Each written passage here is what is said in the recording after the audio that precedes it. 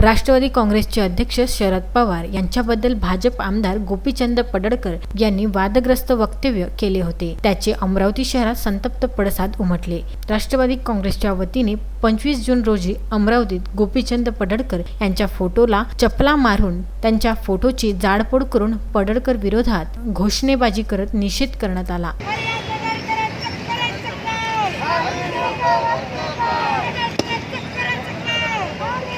चप्पा मारा पूरा महाराष्ट्र चप्पा मारा त्याने हो दादा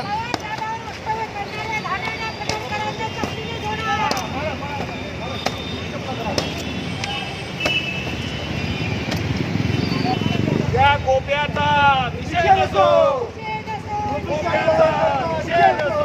यावेळी गोपीचंद पडळकर यांनी आता सांभाळून राहावं असा इशारा राष्ट्रवादी काँग्रेसच्या वतीने देण्यात आला। राष्ट्रवादी आंदोलनात राजू महल्ले, प्रमोद इंगोले, सूर्यकांत बाझड, रवींद्र इंगोले, संगीता ठाकरे, सुचिता वनवे, संगीता देशमुख आदी उपस्थित होते। Vidarbha news bureau, Amravati.